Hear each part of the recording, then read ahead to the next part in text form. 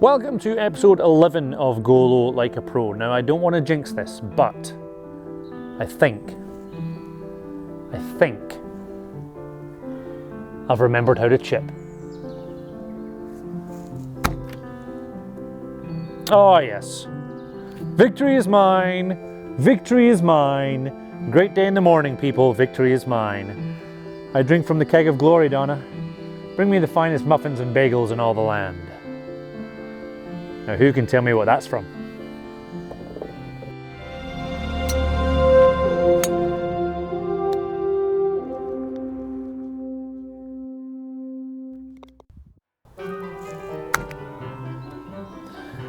I'll give you a clue, it's from the best TV show ever made. Now, before we crack on with episode 11, we have the small matter of a putt for a 2 and for me to play to my handicap to resolve. I asked last week, will I make it or will I miss it? And you guys commented. Marcus thinks I'm going to miss it, only because I overthought the putt and stood over it for too long. Jonathan thinks I will definitely miss it. And Stuart has voted that I will make the putt, but really hopes that I miss it. Well, let's find out. It's not a difficult putt, it's just whether or not I push it again.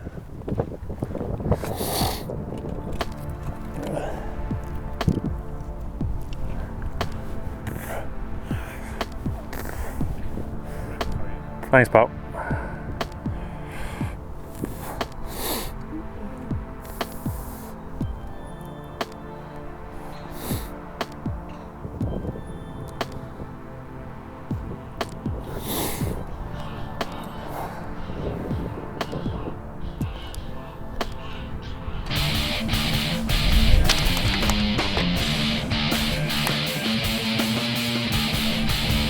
Boom! So I made it, and I played to my handicap. Now, thinking of that last week, it made me realise that I haven't actually shared many of my scores with you for a while. So, as boring as it sometimes seems to talk numbers, it is what is going to result in my handicap coming down. So let's have a quick look. This round from a couple of weeks ago at Falkirk Golf Club was fairly uneventful. You can see I was out in 45, that's 4 over net. But it was all pars, birdies and bogeys with the exception of the par 3 fifth, where a 6 contributed to 3 of the 4 extra shots. Thankfully, I can't remember what actually happened at that hole. The back 9 started much brighter, a couple of pars, an eagle, a birdie, and then a few bogeys crept in again, and I finished 1 under for the back 9, 3 over for the round, so mathematically at least it really was just that one bad hole at the 5th. A quick 9 holes at Kingsfield last week was far more consistent, nothing but pars and birdies, 32 net for the 9 holes, and I definitely still left quite a few shots out there. And back to Carmuirs a few days ago, where 2 penalty shots on the first hole got me off to a terrible double bogey start before steadying the ship with a few birdies and then a slight collapse down 8 and 9, including a 4 putt. Admittedly though, it was on a somewhat less than perfect green. Into the back 9 and more swings and roundabouts as an eagle at 10 is followed by a double bogey at 11 before more pars, birdies and bogeys leave me at 2 over for the round.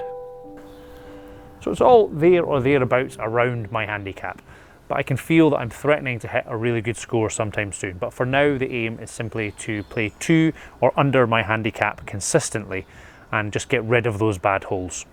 Now, I promised you some time on the course, so here's a few holes from the last round I played.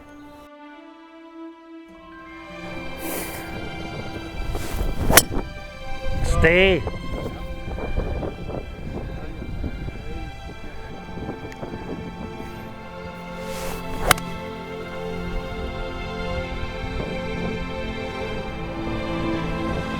Get up!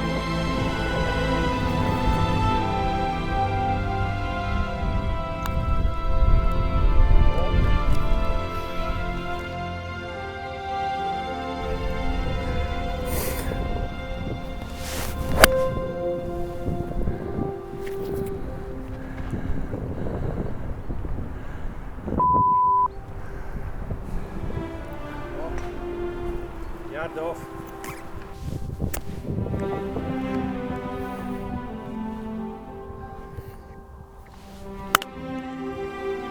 Set. Oh, I think it's going to rattle by.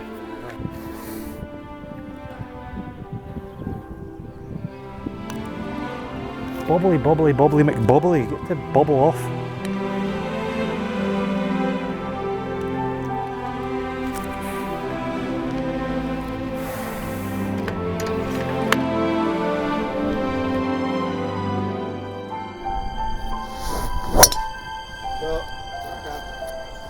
Thank you.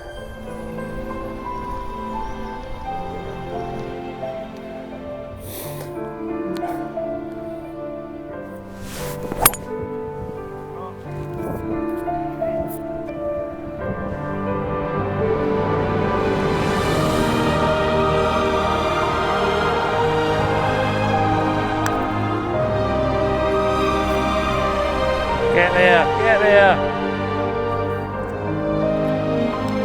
That's nowhere near enough. That's absolutely shocking.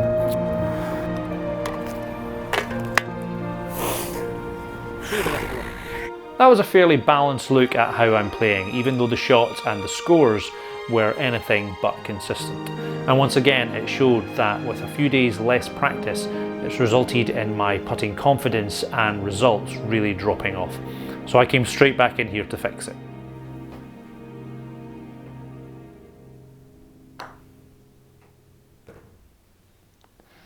Now I still haven't learned how to use all the stats on ShotScope, but let's have a quick look at some of the easy ones.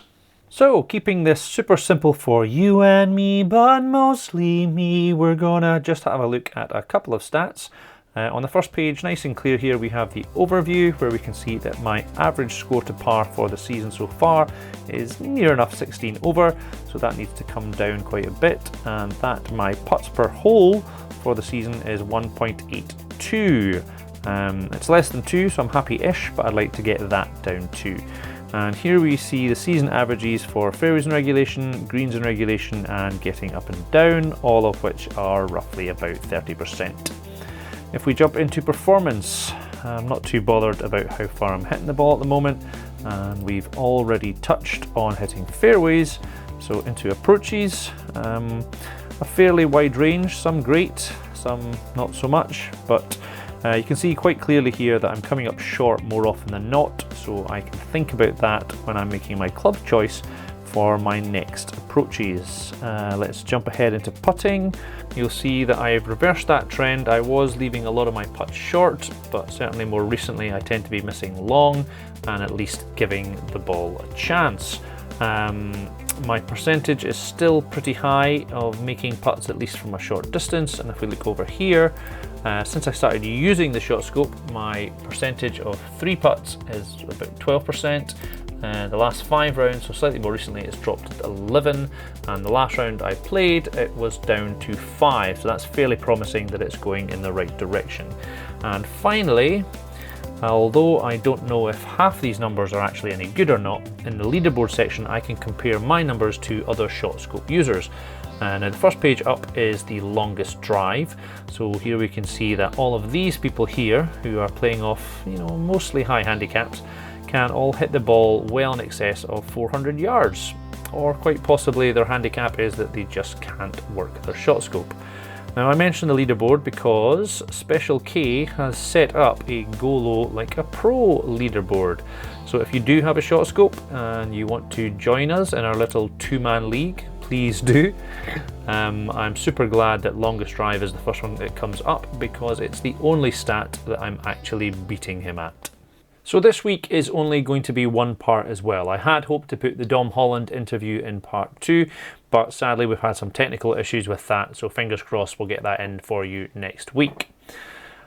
Also next week I will have had my first lesson with Jane Connican, so by then I plan to put a lot of that into episode 12. I'm going to have a look at the World Handicap System and how I can best show visually for you guys and myself what's actually happening there and how it's going to affect my handicap index, because it's almost the start of the season.